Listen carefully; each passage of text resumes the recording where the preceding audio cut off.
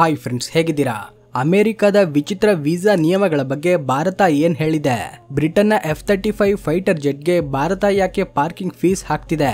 Operation Sindoor ಟೈಮಲ್ಲಿ ಭಾರತೀಯ navy ರಹಸ್ಯ ಮಾಹಿತಿಯನ್ನ ಪಾಕಿಸ್ತಾನಕ್ಕೆ ಯಾರು ಲೀಕ್ ಮಾಡಿದ್ದು? ಇನ್ನು ಈ ರೀತಿ ಬಹಳಷ್ಟು ಇಂಪಾರ್ಟೆಂಟ್ ಅಪ್ಡೇಟ್ಸ್ ಬೆಳಕಿಗೆ ಬರ್ತಿವೆ. ಸೊ ಈ ವಿಡಿಯೋದಲ್ಲಿ international politics, defence system, domestic security ಮತ್ತೆ ಗ್ಲೋಬಲ್ ಅಫೈರ್ಸ್ ಬಗ್ಗೆ ಕೆಲವು ಕೀ ಅಪ್ಡೇಟ್ಸ್ ನ ತಿಳ್ಕೊಳ್ಳೋಣ. ಇದಕ್ಕಾಗಿ ವಿಡಿಯೋನ ಕೊನೆಯವರೆಗೂ ಮಿಸ್ ಮಾಡದೆ ನೋಡಿ, ವಿಡಿಯೋಗೆ ಒಂದು ಲೈಕ್ ಮಾಡಿ. ಮೊದಲನೇದಾಗಿ ಬ್ರಿಟನ್ನ F-35 fighter jet parking fees ಬಗ್ಗೆ ತಿಳ್ಕೊಳ್ಳೋಣ. ಬ್ರಿಟಿಷ್ ನೇವಿಯ F-35 ಫೈಟರ್ ಜೆಟ್ ಕಳೆದ 13 ದಿನಗಳಿಂದ ಕೇರಳದ ತಿರುವನ್ನಮಲೈ ಇಂಟರ್ನ್ಯಾಷನಲ್ ಏರ್ಪೋರ್ಟ್ ಅಲ್ಲಿ ಪಾರ್ಕ್ ಆಗಿದೆ. ಆದ್ರೆ ಬ್ರಿಟಿಷ್ ನೇವಿ ಈ ಸ್ಟೇಟ್ ಆಫ್ ಆರ್ಟ್ ಜೆಟ್ ಅನ್ನ ಯಾರಿಗೂ ಟಚ್ ಮಾಡಲು ಬಿಡ್ತಿಲ್ಲ. ಈ ಜೆಟ್ ದೊಡ್ಡ ಸ್ಪೇಸ್ ತಗೊಂಡಿರೋದ್ರಿಂದ ಬೇರೆ ಏರ್ಕ್ರಾಫ್ಟ್ ಗಳಿಗೆ ಆ ಏರಿಯಾದಲ್ಲಿ ಲ್ಯಾಂಡ್ ಮಾಡೋಕೆ ಅಥವಾ ಪಾರ್ಕ್ ಮಾಡೋಕೆ ಪರ್ಮಿಷನ್ ಇಲ್ಲ. ಸೆಕ್ಯೂರಿಟಿ ಕಾರಣದಿಂದ CISF ಸೋಲ್ಜರ್ಸ್ ಈ ಜೆಟ್ ನ ದಿನಾಲೂ ಗಾರ್ಡ್ ಮಾಡ್ತಿದ್ದಾರೆ. ಈ ಸಿಚುವೇಶನ್ ಅಲ್ಲಿ ಕೇರಳ ಏರ್ಪೋರ್ಟ್ ಅಥಾರಿಟೀಸ್ ಒಂದು ಟಫ್ ಡಿಸಿಷನ್ ಮಾಡಿದ್ದಾರೆ. ಅದೇನೆಂದ್ರೆ ಈ F-35 ಜೆಟ್ಗೆ ದಿನಕ್ಕೆ 26,261 ರೂಪಾಯಿ ಪಾರ್ಕಿಂಗ್ ಫೀಸ್ ಹಾಕಲು ನಿರ್ಧರಿಸಿದ್ದಾರೆ. ಅದಾನಿ ಗ್ರೂಪ್ ಮ್ಯಾನೇಜ್ ಮಾಡೋ ಈ ಏರ್ಪೋರ್ಟ್ ಇಂಟರ್ನ್ಯಾಷನಲ್ ಸ್ಟ್ಯಾಂಡರ್ಡ್ಸ್ ಆಧಾರದ ಮೇಲೆ ಈ ಫೀಸ್ ಫಿಕ್ಸ್ ಮಾಡಿದ್ದಾರೆ. F-35 ನ maximum take off wait 27 metric tons ಇರೋದ್ರಿಂದ ಈ ಫೀಸ್ ದಿನಕ್ಕೆ 26,261 ರೂಪಾಯಿ ಎಂದು ಕ್ಯಾಲ್ಕುಲೇಟ್ ಮಾಡಿದ್ದಾರೆ. ಭಾರತೀಯ ಏರ್ ಫೋರ್ಸ್ ಈ ಜೆಟ್ ಅನ್ನ ನಿಯರ್ ಬೈ ಹ್ಯಾಂಗರ್ ಗೆ ಮೂವ್ ಮಾಡ್ತೇವೆ ಅಂತ ಹೇಳಿದಾಗ ಬ್ರಿಟಿಷ್ ನೇವಿ ಒಪ್ಕೊಳ್ಳೋದಿಲ್ಲ. ಇದರಿಂದ ಜೆಟ್ ಓಪನ್ ಜಾಗದಲ್ಲಿರೋದಕ್ಕೆ ಸೋಷಿಯಲ್ ಮೀಡಿಯಾದಲ್ಲಿ ದೊಡ್ಡ ಡಿಬೇಟ್ ನಡೀತಿದೆ. ಹಾಗಾದ್ರೆ ಫ್ರೆಂಡ್ಸ್, ಈ 26,261 ರೂಪಾಯಿ ಫೀಸ್ ಸರಿಯಾಗಿದೆಯಾ, ಹೆಚ್ಚಾಗಿದೆಯಾ, ಕಡಿಮೆಯಾಗಿದೆಯಾ? ಈ ಫೀಸ್ ಹಾಕೋದು ಕರೆಕ್ಟ್ ಡಿಸಿಷನ್ ಆಗಿದೆಯಾ? ಕಮೆಂಟ್ಸ್ ಗಳಲ್ಲಿ ನಿಮ್ಮ ಒಪಿನಿಯನ್ ತಿಳಿಸಿ. ನೆಕ್ಸ್ಟ್ ಅಪ್ಡೇಟ್, ಜೈಪುರದಲ್ಲಿ ನೇವಿ ಸೀಕ್ರೆಟ್ಸ್ ಲೀಕ್. ಜೈಪುರದಿಂದ ಶಾಕಿಂಗ್ ಅಪ್ಡೇಟ್ ಒಂದು ಬಂದಿದೆ. ಡೆಲ್ಲಿಯ ನ್ಯಾವಲ್ ಹೆಡ್ ಕ್ವಾರ್ಟರ್ಸ್ ಅಲ್ಲಿ ಅಪ್ಪರ್ ಡಿವಿಷನ್ ಅಲ್ಲಿ ಕ್ಲರ್ಕ್ ಆಗಿ ಕೆಲಸ ಮಾಡ್ತಿರೋ ವಿಶಾಲ್ ಯಾದವ್ ಎಂಬ ಈ ವ್ಯಕ್ತಿ ಆಪರೇಷನ್ ಸಿಂಧೂರ್ ಟೈಮ್ ಅಲ್ಲಿ ಭಾರತೀಯ ನೇವಿಗೆ ಸಂಬಂಧಪಟ್ಟ ಕ್ಲಾಸಿಫೈಡ್ ಇನ್ಫಾರ್ಮೇಶನ್ ಅನ್ನ ಪಾಕಿಸ್ತಾನ್ ಹ್ಯಾಂಡ್ಲರ್ಸ್ ಗೆ ಫಾರ್ವರ್ಡ್ ಮಾಡಿದ ಆರೋಪ ಎದುರಿಸುತ್ತಿದ್ದಾರೆ. ಹರಿಯಾಣದವರಾದ ಈ ವ್ಯಕ್ತಿಯನ್ನ ಜೈಪುರದಲ್ಲಿ ಅರೆಸ್ಟ್ ಮಾಡಲಾಗಿದೆ. ನ್ಯಾವಲ್ ಹೆಡ್ ಕ್ವಾರ್ಟರ್ಸ್ ನ ಡಾಕ್ಯಾರ್ಡ್ ಡಿಪಾರ್ಟ್ಮೆಂಟ್ ಅಲ್ಲಿ ಕೆಲಸ ಮಾಡ್ತಿದ್ದ ಈ ವ್ಯಕ್ತಿ 50,000 ರೂಪಾಯಿಗೆ ಈ ಸೀಕ್ರೆಟ್ ಇನ್ಫಾರ್ಮೇಶನ್ ನ ಪಾಕಿಸ್ತಾನ್ಗೆ ಕೊಟ್ಟ ಆರೋಪ ಇದೆ. ಆಪರೇಷನ್ ಸಿಂಧೂರ್ ಟೈಮ್ ಅಲ್ಲಿ ಭಾರತೀಯ ನೇವಿ ಅರೇಬಿಯನ್ ಸಮುದ್ರದಲ್ಲಿ ನ್ಯಾವಲ್ ಸ್ಟ್ರೈಕ್ ಗ್ರೂಪ್ ಒಂದನ್ನ ಟ್ರಂಪ್ ಕಾರ್ಡ್ ಆಗಿ ಡಿಪ್ಲಾಯ್ ಮಾಡಿತ್ತು. ಇದರಿಂದ ಪಾಕಿಸ್ತಾನ್ ಮೇಲೆ ಪ್ರೆಷರ್ ಹಾಕಬಹುದು ಎಂದು ಭಾವಿಸಿತ್ತು. ಆದ್ರೆ ವಿಶಾಲ್ ಯಾದವ್ ಈ ಇನ್ಫಾರ್ಮೇಶನ್ ಲೀಕ್ ಮಾಡಿರೋದ್ರಿಂದ ನ್ಯಾಷನಲ್ ಸೆಕ್ಯೂರಿಟಿಗೆ ಹ್ಯೂಜ್ ರಿಸ್ಕ್ ಆಗಿದೆ. NIA, ಪೊಲೀಸ್ ಮತ್ತೆ ಇತರ ಇಂಟೆಲಿಜೆನ್ಸ್ ಏಜೆನ್ಸೀಸ್ ಈ ವ್ಯಕ್ತಿಯನ್ನ ಇನ್ವೆಸ್ಟಿಗೇಟ್ ಮಾಡ್ತಿದ್ದಾರೆ. ಇಂತಹ ದ್ರೋಹಿಗಳಿಗೆ ಯಾವ ಶಿಕ್ಷೆ ಕೊಡಬೇಕು ಅನ್ನೋದನ್ನ ನೀವೇ ಕಾಮೆಂಟ್ಸ್ ನಲ್ಲಿ ತಿಳಿಸಿ. ವಿಡಿಯೋ ಕಂಟಿನ್ಯೂ ಮಾಡೋದಕ್ಕೂ ಮುಂಚೆ ನಿಮಗೆ ತುಂಬಾನೇ ಯೂಸ್ಫುಲ್ ಆಗೋ ಒಂದು ಟೆಲಿಗ್ರಾಮ್ ಚಾನಲ್ ಶಾಪ್ ಮೈ ಡೀಲ್ಸ್ ಬಗ್ಗೆ ಹೇಳ್ತೇನೆ. ಕೆಲವೊಮ್ಮೆ ಫ್ಲಿಪ್ಕಾರ್ಟ್ ಅಂಡ್ ಅಮೆಜಾನ್ ನಂತಹ ಶಾಪಿಂಗ್ ವೆಬ್ಸೈಟ್ಸ್ ಅಲ್ಲಿ ಕೆಲವೊಂದು ಪ್ರಾಡಕ್ಟ್ಸ್ 90% ನಷ್ಟು ಡಿಸ್ಕೌಂಟ್ ಇರುತ್ತೆ. ಇದನ್ನ ಲೈಟ್ನಿಂಗ್ ಡೀಲ್ಸ್ ಅಂತ ಕರೀತಾರೆ. ಉದಾಹರಣೆಗೆ ಈ ಹಿಮಾಲಯ ಬೇಬಿ ಶಾಂಪೂನ MRP 563 ರೂಪಾಯಿ ಇದ್ರೆ ಲೈಟ್ನಿಂಗ್ ಡೀಲ್ಸ್ ಅಲ್ಲಿ ಇದು ಕೇವಲ 7 ರೂಪಾಯಿಗೆ ಸಿಗುತ್ತೆ. ಆದ್ರೆ ಈ ಡೀಲ್ಸ್ ಯಾವಾಗ ಬರುತ್ತೆ ಅನ್ನೋದು ನಮಗೆ ಗೊತ್ತಾಗೋದಿಲ್ಲ. ಇದಕ್ಕಾಗಿ ನಿಮಗೆ ಶಾಪ್ ಮೈ ಡೀಲ್ಸ್ ಪೇಜ್ ಯೂಸ್ ಆಗುತ್ತೆ.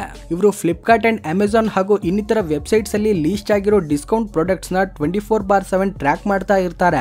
ಸಡನ್ ಆಗಿ ಯಾವುದಾದ್ರೂ ಪ್ರಾಡಕ್ಟ್ ನ ಪ್ರೈಸ್ ಡ್ರಾಪ್ ಆಗಿ ಹ್ಯೂಜ್ ಡಿಸ್ಕೌಂಟ್ ಸಿಕ್ಕರೆ ಅದನ್ನ ಇವರು ಟೆಲಿಗ್ರಾಮ್ ಗ್ರೂಪ್ ನಲ್ಲಿ ಪೋಸ್ಟ್ ಮಾಡ್ತಾರೆ. ಆಗ ನೀವು ಅದನ್ನ ಪರ್ಚೇಸ್ ಮಾಡಬಹುದು. ಇಷ್ಟೇ ಅಲ್ಲದೆ ಯಾವ ಬ್ಯಾಂಕ್ ಕಾರ್ಡ್ ಯೂಸ್ ಮಾಡಿದ್ರೆ ಜಾಸ್ತಿ ಡಿಸ್ಕೌಂಟ್ ಸಿಗುತ್ತೆ, ಲೈಫ್ ಟೈಮ್ ಕ್ರೆಡಿಟ್ ಕಾರ್ಡ್ ನ ಹೇಗೆ ಪಡ್ಕೋಬೇಕು ಅನ್ನೋ ಎಲ್ಲಾ ಡೀಟೇಲ್ಸ್ ಇದರಲ್ಲಿ ಸಿಗುತ್ತೆ. ಇದಕ್ಕಾಗಿ ಡಿಸ್ಕ್ರಿಪ್ಷನ್ ಅಲ್ಲಿ ಕೊಟ್ಟಿರೋ ಲಿಂಕ್ ನಿಂದ ಶಾಪ್ ಮೈ ಡೀಲ್ಸ್ ಟೆಲಿಗ್ರಾಮ್ ಪೇಜ್ ನ ಜಾಯಿನ್ ಆಗಿ. ಒಂದು ವೇಳೆ ಟೆಲಿಗ್ರಾಮ್ ಆಪ್ ಇಲ್ಲದಿದ್ರೆ ಶಾಪ್ ಮೈ ಡೀಲ್ಸ್ ವಾಟ್ಸ್ಆಪ್ ಗ್ರೂಪ್ ಇದೆ, ಅದರ ಲಿಂಕ್ ನ ಕೂಡ ಡಿಸ್ಕ್ರಿಪ್ಷನ್ ಅಲ್ಲಿ ಕೊಟ್ಟಿರ್ತೇನೆ, ಫಾಲೋ ಆಗಿ. ಭಾರತದ ministry of external affairs operation Sindhu ಬಗ್ಗೆ ಕೀ ಇನ್ಫಾರ್ಮೇಶನ್ ರಿವೀಲ್ ಮಾಡಿದೆ.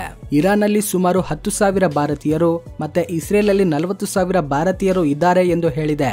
ಈ ಆಪರೇಷನ್ ಭಾಗವಾಗಿ 19 ಸ್ಪೆಷಲ್ ಎವ್ಯಾಕ್ಯುಯೇಷನ್ ಫ್ಲೈಟ್ಸ್ ಮುಖಾಂತರ 4,415 ಭಾರತೀಯರನ್ನ ಸುರಕ್ಷಿತವಾಗಿ ಭಾರತಕ್ಕೆ ಕರೆತರಲಾಗಿದೆ. ಇವರಲ್ಲಿ 3,597 ಜನರು ಇರಾನ್ ನಿಂದ, 818 ಜನರು ಇಸ್ರೇಲ್ ಇಂದ ಮತ್ತೆ 14 ಜನರು ಓವರ್ಸೀಸ್ ಸಿಟಿಸನ್ಸ್ ಆಫ್ ಇಂಡಿಯಾ ಹಾಗೂ 9 ನೇಪಾಳಿ ಜನರು ಹಾಗೂ 4 ಶ್ರೀಲಂಕನ್ ಜನರನ್ನ ಕೂಡ ಭಾರತ ರಕ್ಷಿಸಿದೆ. ಈ ಆಪರೇಷನ್ ಅಲ್ಲಿ 3 ಫ್ಲೈಟ್ಸ್ ಇಂದ ಭಾರತೀಯ air force military transport aircraft ಗಳಿಂದ ಕಂಡಕ್ಟ್ ಮಾಡಿದ್ದಾರೆ. Next update, Pakistan J-35 stealth fighter jets ಬಗ್ಗೆ ಫೇಕ್ ನ್ಯೂಸ್. ರೀಸೆಂಟ್ ಆಗಿ ಕೆಲವು ದಿನಗಳಿಂದ ಪಾಕಿಸ್ತಾನ್ ಚೀನಾದಿಂದ J-35 ಸ್ಟೆಲ್ತ್ ಫೈಟರ್ ಜೆಟ್ ಖರೀದಿಯನ್ನ ಪ್ರಮೋಟ್ ಮಾಡ್ತಿದೆ. ಪಾಕಿಸ್ತಾನದ ಏರ್ ಫೋರ್ಸ್ ಚೀಫ್ ಈ ಜೆಟ್ಗೋಸ್ಕರ ಆಪರೇಷನ್ಗೋಸ್ಕರ ಟ್ರೈನಿಂಗ್ ಆಗ್ತಿದೆ ಎಂದು ಅನೌನ್ಸ್ ಮಾಡ್ತಾರೆ.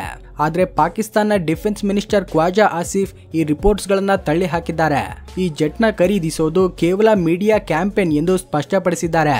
ಚೀನಾದಿಂದ ಯಾವ J-35 ಜೆಟ್ ಕೂಡ ಪಾಕಿಸ್ತಾನಕ್ಕೆ ಬರೋದಿಲ್ಲ ಎಂದು ಹೇಳಿದ್ದಾರೆ.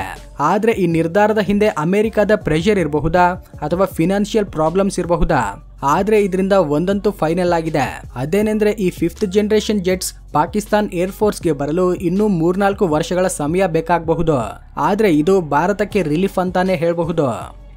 Next update, America Quad meeting ಮತ್ತೆ ಇಂಡಿಯಾ ಜೊತೆ ಟ್ರೇಡ್ ಡೀಲ್. ಈ ಅಪ್ಡೇಟ್ ಅಮೆರಿಕ ಮತ್ತೆ ಕ್ವಾಡ್ ಕಂಟ್ರೀಸ್ಗೆ ರಿಲೇಟೆಡ್ ಆಗಿದೆ. ಇರಾನ್ ಇಸ್ರೇಲ್ ಸೀಸ್ ಫೈರ್ ಆದ್ಮೇಲೆ ಅಮೆರಿಕ ಜುಲೈ 1ರಂದು ವಾಷಿಂಗ್ಟನ್ ನಲ್ಲಿ ಕ್ವಾಡ್ ಕಂಟ್ರೀಸ್ ಅಂದ್ರೆ ಇಂಡಿಯಾ, ಜಪಾನ್, ಆಸ್ಟ್ರೇಲಿಯಾ ಮತ್ತೆ ಅಮೆರಿಕದ ವಿದೇಶಾಂಗ ಮಂತ್ರಿಗಳು ಈ ಮೀಟಿಂಗ್ ಅಲ್ಲಿ ಪಾಲ್ಗೊಳ್ಳಲಿದ್ದಾರೆ. ಭಾರತದ external affairs minister Jaishankar, Japanese ಮತ್ತೆ ಆಸ್ಟ್ರೇಲಿಯನ್ ಮಿನಿಸ್ಟರ್ಸ್ ಈ ಮೀಟಿಂಗ್ ಅಲ್ಲಿ ಪಾರ್ಟಿಸಿಪೇಟ್ ಮಾಡಲಿದ್ದಾರೆ. ಈ ಎಮರ್ಜೆನ್ಸಿ ಮೀಟಿಂಗ್ ನ ಪರ್ಪಸ್ 4 ದಿನಗಳಾದ್ಮೇಲೆ ಗೊತ್ತಾಗುತ್ತೆ. ಇದೇ ಟೈಮ್ ಅಲ್ಲಿ ಅಮೆರಿಕದ ಪ್ರೆಸಿಡೆಂಟ್ ಡೊನಾಲ್ಡ್ ಟ್ರಂಪ್ ಒಂದು ಬಿಗ್ ಅನೌನ್ಸ್ಮೆಂಟ್ ಮಾಡಿದ್ದಾರೆ. ಚೀನಾ ಜೊತೆ ಹ್ಯೂಜ್ ಟ್ರೇಡ್ ಡೀಲ್ ಆದ್ಮೇಲೆ ಈಗ ಇಂಡಿಯಾ ಜೊತೆ ಕೂಡ ಬಿಗ್ ಟ್ರೇಡ್ ಡೀಲ್ ಸೈನ್ ಆಗಲಿದೆ ಎಂದು ಹೇಳಿದ್ದಾರೆ. ಈ ಅಗ್ರಿಮೆಂಟ್ ಮೂಲಕ ಅಮೆರಿಕನ್ ಬಿಸಿನೆಸ್ ಗೆ ಭಾರತೀಯ ಮಾರ್ಕೆಟ್ ಅಲ್ಲಿ ಹ್ಯೂಜ್ ಆಪರ್ಚುನಿಟೀಸ್ ಸಿಗಲಿದೆ ಮತ್ತೆ ಇಂಡಿಯಾಗೂ ಈ ಡೀಲ್ ನಿಂದ ಸಾಕಷ್ಟು ಬೆನಿಫಿಟ್ಸ್ ಇರಲಿದೆ ಅಂತ ಟ್ರಂಪ್ ಹೇಳಿದ್ದಾರೆ. ಈ ಅಗ್ರಿಮೆಂಟ್ ನ ಟರ್ಮ್ಸ್ ಏನು ಮತ್ತೆ ಯಾವ ರಿಸಲ್ಟ್ಸ್ ಬರುತ್ತೆ ಅನ್ನೋದು ಮುಂದಿನ ದಿನಗಳಲ್ಲಿ ಗೊತ್ತಾಗುತ್ತೆ. ನೆಕ್ಸ್ಟ್ ಅಪ್ಡೇಟ್, ಬಾಂಗ್ಲಾದೇಶದಲ್ಲಿ new prime minister role. Professor Mohammad Yunus ನೇತೃತ್ವದ ಮಧ್ಯಂತರ ಸರ್ಕಾರ ಬಾಂಗ್ಲಾದೇಶದಲ್ಲಿ ಸೆನ್ಸೇಷನಲ್ ಡಿಸಿಷನ್ ಅನೌನ್ಸ್ ಮಾಡಿದೆ. ಒಬ್ಬ ವ್ಯಕ್ತಿ ಮ್ಯಾಕ್ಸಿಮಮ್ 2 ಸಲ ಮಾತ್ರ ಅಂದ್ರೆ 5 ವರ್ಷ ಟರ್ಮ್ ಆಧಾರದ ಮೇಲೆ ಮ್ಯಾಕ್ಸಿಮಮ್ 10 ವರ್ಷ ಮಾತ್ರ ಪ್ರೈಮ್ ಮಿನಿಸ್ಟರ್ ಆಗಿರಬಹುದು. ಈ ನಿಯಮ ಅಮೆರಿಕದ ಪ್ರೆಸಿಡೆನ್ಷಿಯಲ್ ಎಲೆಕ್ಷನ್ ಸಿಸ್ಟಮ್ ರೀತಿನೇ ಇರುತ್ತೆ. ಅಲ್ಲಿ ಒಬ್ಬ ವ್ಯಕ್ತಿ 2 ಸಲ ಮಾತ್ರ ಪ್ರೆಸಿಡೆಂಟ್ ಆಗಿರಬಹುದು.